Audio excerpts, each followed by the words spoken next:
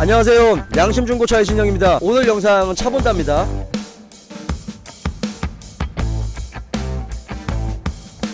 오늘 차본다는 그랜저 HG 2.4고 2015년식의 89,000km, 이 차는 무사고 차입니다. 그리고 조수석 앞펜다만 단순 교환된 차죠. 이거는 부산에 있는 이제 K카에서 중고차를 구입하신 다음에 이제 경기도 쪽에 있는 자택으로 차를 받기 전에 저한테 먼저 보내주셨어요. 그러니까 제가 있는 대전 쪽으로 탁송을 보내셔서 K카에 있는 전반적인 사고나 자동차의 상태 이런 것들이 맞는지, 혹시나 다른 점이 있는지, 아니면 이제 3일 전에 이제 환불을 해야 되니까 저한테 이제 검수를 의뢰하셨습니다. 그래서 전체적으로 살펴봤고 그 내용을 고객님께 다 설명드렸죠.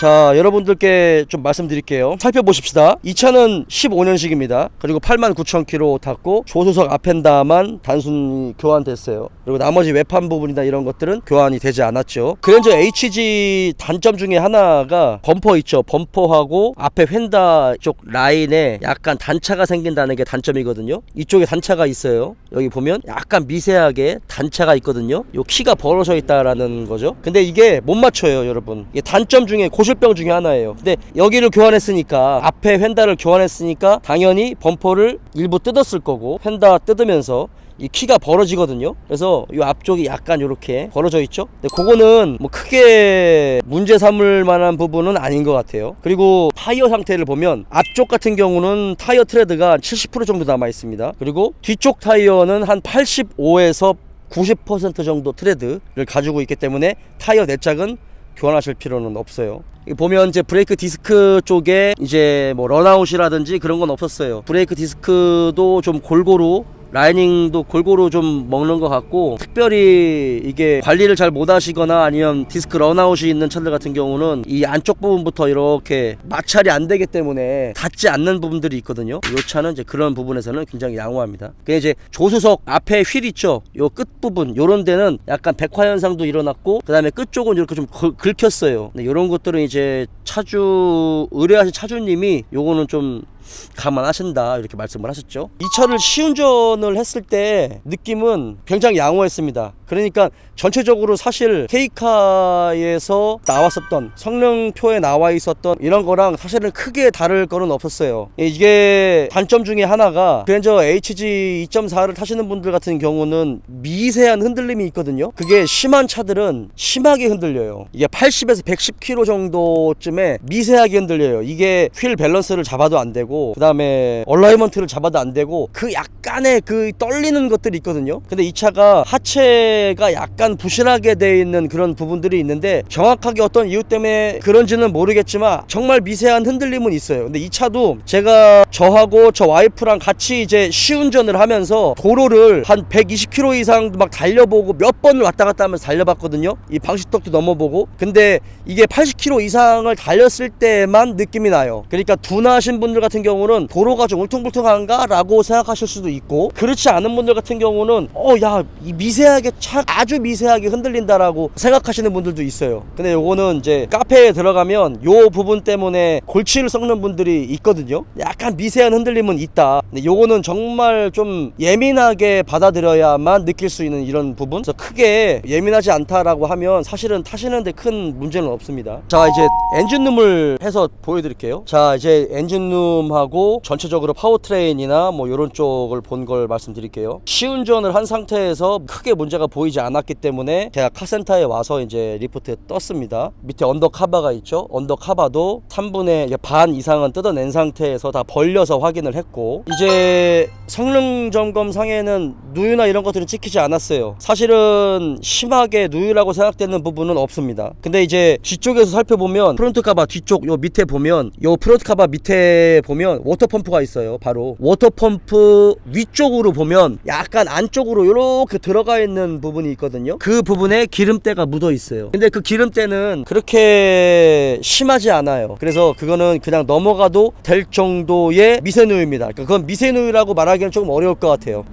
그냥 넘어가도 괜찮은 그런 부분. 캠 포지션 센서나 뭐 이런 부분에서도 누유가 생길 수 있는 부분인데 뒤쪽이나 앞쪽 이런 데서도 그런 부분들도 없었고, 고압 범퍼 쪽에서 누설이나 이런 것도 없었습니다. 여러분도 더 잘 아시겠지만 이제 그랜저 2.4 같은 경우는 흡기 매니폴더가 이제 앞쪽에 돼 있는 차들 같은 경우 그 스로틀 바디 말고요, 흡기 매니폴더 안에도 플랩이 장착돼 있어요. 그래서 진공으로 플랩이 열고 닫히고 하면서 각 실린더로 균일하게 공기를 집어넣어 줄 수 있게 정밀하게 제어하는 액추에이터가 여기 있거든요. 옆쪽에 달려 있어요. 근데 이제 그게 고장이 난 차들 같은 경우는 그 악셀을 좀 먹먹하게 밟히거나 아니면 차가 부조가 생기거나 이런 부분들이 있어요. 왜냐면 이게 각 실린더로 균일하게 들어가야 되는데 공기는 스로틀 바디 한쪽으로만 이렇게 들어가지만 그거를 또 4기통으로 잘게 쪼개서 좀 더 균일하게 정밀하게 제어하는 부분이 이 플랩이거든요. 근데 이제 그 부분도 좀 고장이 날 수 있어요. 그 이유를 설명드리면, 여러분도 더 잘 아시다시피 2400cc 이 엔진은 GDI 엔진입니다. 그러니까 세타2 GDI 엔진이죠. 세타2 엔진은 우리가 엔진 이슈가 있는 엔진이죠. 그리고 엔진 오일도 좀 많이 먹고 거기에 GDI 방식이에요. GDI 방식은 여러 가지 문제들이 있었죠. LSPI라는 저속 조기 점화라는 그런 문제들도 있었고, 그로 인해서 피스톤 뭐 슬랩 현상도 있었고, 그것 때문에 피스톤 스커핑 현상도 있고, 그 이유 때문에 엔진 내벽에 스크래치가 생기고 피스톤 압축 링이 고착이 되거나 문제가 생기면서 그 위로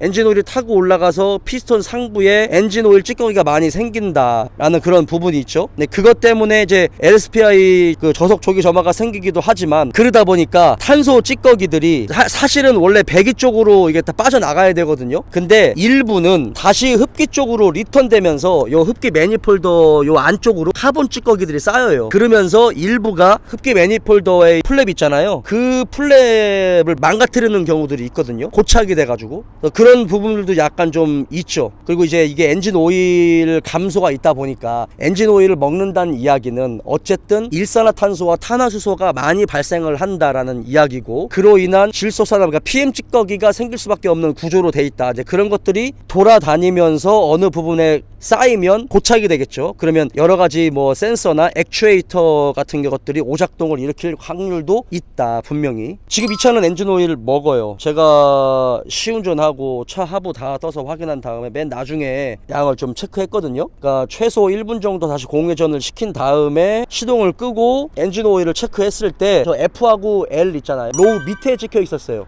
그래서 제가 한 5분 정도 기다린 다음에 봤는데, 다시 찍어봤는데 여기 로우에 찍혀 있습니다. 로우에. 그런데 뭐 여러분도 더 잘 아시겠지만 F하고 L 요 사이가 보통 한 0.8에서 우리가 1리터 정도를 보거든요. 그러면 얘는 지금 한 대략적으로 1리터 정도는 오일이 소모됐다라고 판단을 해도 될 정도인데, 근데 기본적으로 안심하셔도 되는 게, 이게 로우에 찍혀 있다라고 해가지고 이게 엔진에 데미지가 입는 건 아니에요. 그러니까 지속적으로 요런 것들이 지속된다라고 하면 문제가 생기겠지만, 한 1리터 정도 오일이 없는 것 같은 경우는 사실 아주 큰 문제를 일으키진 않습니다. 그런데 이제 얘 오일을 좀 많이 먹는 거죠. 그렇죠. 요 정도로 먹는 거는 조금 불편하죠. 근데 이제 요거는 엔진 오일 교환을 그래도 5,000km에 한 번씩 교환을 해주면 오일 보충도 되고, 오일도 조금 자주 교환을 하는 부분이기 때문에 엔진의 컨디션이나 이런 부분에 조금 더 괜찮겠죠. 그리고 저 같은 경우는 너무 저점도의 오일을 쓰지 않겠어요. 저 같은 경우는 OW40 정도의 점도를 가진 엔진 오일을 사용하겠습니다. 왜냐면 GDI 엔진이 실린더 쪽에 스크래치가 좀 나 있는 차들이 좀 대부분 많거든요. 그런 부분 때문에 전 내구성을 생각해서 OW40 정도의 엔진 오일을 좀 쓸 것 같아요. 그리고 이제 오일을 많이 먹는 차들 같은 경우 단점이 촉매가 나가요. 지금 이 차는 89,000km이기 때문에 촉매에는 뭐 경고등이라든지 엔진 경고등이나 그런 게 뜨진 않았어요. 근데 이제 오일을 많이 먹거나 오일 교환을 자주 하지 않으신 분들 같은 경우에 더더욱 탄화수소가 더 많이 발생하고 블로바이가스 배출가스가 더 많이 발생했을 때 그 PM 찌꺼기들이 엔진 오일의 그 블로바이 가스들이 산소 찌꺼기들과 함께 배출되면서 촉매를 막아버리거든요. 그러면 촉매 쪽에 자꾸 열점이 쌓일 수 있는 PM 찌꺼기 숯들이 계속 쌓이는 거예요. 그러면 이제 고온이 됐을 때 약간의 이제 열점 역할을 하니까 촉매를 녹여버리는 거죠. 그러면 이제 배출가스 검사도 안 되고 정말 매연이 많이 나오는 그런 차가 되는 거거든요. 다행히 제가 떠가지고 엔드머플러를 찔러봤어요. 양쪽을 두 군데를 전부 다 찔러봤는데 다행히도 PM 찌꺼기는 나오지 않았습니다. 그런데 이 상태로 오랫동안 지속이 된다면 언젠가는 촉매가 문제가 될 가능성이 높다라는 걸 말씀드렸어요. 지금 고객님이 저한테 원하셨던 건 이 차를 사서 예방정비를 해야 될 것이냐, 하면 어떤 부분을 해야 될 것이냐, 앞으로 이 차가 어떤 방향으로 정비를 가져가야 될 것이냐 라는 걸 좀 궁금해 하셨어요. 하체에도 그렇지만 여러 소모품, 하체 소모품은 지금 교환하실 필요는 없어요. 왜냐면은 보통 이제 하체 소모품 같은 경우는 이제 쇼바 마운트라든지 아니면 뭐 로어암이라든지 아니면 뭐 스테빌라이저 링크나 뭐 뒤쪽에 어시스트암이나 로어암이라든지 뒤쪽도 링크가 있잖아요. 뭐 그런 부분에 잡소리나 이런 거는 전혀 없었고, 보통 잡소리가 난다라고 하면 쇼바 마운트 쪽에서 잡소리가 나는 경우들도 좀 많아요. 그래서 그거는 하체 잡소리의 유형에 따라서 로우암인지 링크인지 마운트인지 쇼바 마운트인지 그게 조금씩 다르거든요. 근데 그런 것들은 이제 아직까지 증상이 나타나지 않았습니다. 왜냐면 제가 방지턱을 되게 많이 넣어봤어요. 특히 매니폴더가 내열 플라스틱이긴 하지만 문제가 되는 건 너무 고온으로 올라간다면 이게 이제 천공이 생기는 경우들이 있어요. 그래서 진공이 조금 빠지는 그런 부분이 있는데, 그렇다라고 하면 공회전 시에 뭐 RPM 부조가 생긴다든지 아니면 저속에서 약간 부조가 생기는 그런 부분이 있는데, 그런 부분들도 지금 전혀 없었습니다. 그리고 뭐 누유가 심하게 돼서 수리를 해야 되는 그런 부분들도 없었기 때문에 굳이 지금 당장 교환하실 부분들은 없고, 굳이 교환한다면 엔진오일하고 미션오일, 점화 코일하고 점화 플러그 뭐 그 정도만 지금 교환하면 되지 않을까라는 생각을 해요. 그래서 그 부분을 말씀드렸습니다. 그리고 이 차 제가 제 차도 했지만 스로틀 바디도 한 번씩 클리닝을 해주면 굉장히 차가 잘 나가고 부드러워질 겁니다. 그리고 GDI 엔진 같은 경우는 이제는 좀 많이 알려져 있지만 연료 첨가제 있잖아요. 연료 첨가제를 그래도 좀 주기적으로 넣으시는 게 좋아요. 연료 첨가제도 너무 이상한 걸 쓰면 촉매가 망가지는 경우들이 있어요. 근데 이제 그렇지 않고 잘 알려진 그런 첨가제 같은 거, 그런 거 넣으시면 특히 장거리 운전할 때는 이 피스톤의 상부에 쌓여있는 PM 찌꺼기들이 다 빠져나가거든요. 예, 그렇기 때문에 촉매 건강에도 좋고 뭐 연비에도 좋고 뭐 여러가지 좀 괜찮겠죠. 연료 첨가제를 좀 쓰시는 거를 추천드립니다. 뭐 실내도 깨끗했어요. 그리고 뭐 썬루프 쪽에서 뭐 잡소리나 이런 것도 전혀 없었고, 근데 이게 파노라마 썬루프잖아요. 파노라마 썬루프는 겨울에 잡소리 날 겁니다. 안쪽까지 다 살펴봤어요. 제가 요 문짝 도어 트림 안쪽까지 해서 안쪽 철판도 다 확인했고, 그 다음에 여기 보면 이 부분이 교환됐잖아요. 근데 이제 단순 교환된 거 말고 이게 약간 애매한 부분들이 있거든요. 요 안쪽으로 라이트를 이렇게 비춰서 보면 가끔 가다가 이제 중고 펜다를 사용하신 차들 같은 경우 여기를 풀렀기 때문에 이제 당연히 교환으로 나오는데, 안쪽을 잘 비춰보면 판금한 차들이 있어요. 판금 스포트기로 잡고 당겨가지고 판금을 한 차들이 있는데, 그 판금한 차들에서 나온 중고 부품을 사용한 차들 같은 경우는 판금으로 해야 되는지 교환으로 해야 되는지 이게 성능이 애매한 경우들이 있거든요. 근데 어쨌든 간에 뭐 제가 요 안쪽 패널 있잖아요. 요 펜더 안쪽 철판까지 다 살펴봤어요. 그런 것들이 종종 나와요. 그래서 요 뒤쪽 펜더, 리어 펜더하고 그 다음에 앞쪽 펜더 그 안쪽까지 살펴봐서 혹시나 판금된 흔적이 있는지 확인했는데 그 부분은 없었습니다. 굉장히 깨끗합니다. 고객님이 이제 K카에서 주문을 해서 저한테 검수를 의뢰하셨는데, 다행히도 K카는 뭐 너무 터무니없는 컨디션의 차는 팔지는 않는 것 같아요. 왜냐면 3일 환불제라는 그런 제도가 있기 때문에 너무 터무니없는 거를 팔게 되면 사실은 뭐 기업 이미지에도 좋진 않잖아요. 그래서 그런지 모르겠지만 이건 제 개인적인 뇌피셜인데 너무 터무니없는 차는 팔지 않는 것 같다라는 그런 느낌을 받았고, K카 같은 경우는 시운전을 못해요. 그래서 좀 답답한 부분이 있거든요. 그런 것들, 그 다음에 뭐 차량 하부를 떠보는 부분 같은 경우는 뭐 전문가들 같은 경우야, 저 같은 경우야 이 차량 하부 커버를 안 뜯어도 70-80%는 다 눈에 보이거든요. 근데 이제 일반 분들 같은 경우는 사실 언더카바가 씌워져 있으니까 더 어디를 봐야 되는지도 모르겠고, 그런 부분들이 좀 아쉬운데, 다행히도 이제 이 환불하는 제도가 있기 때문에 이용하셔가지고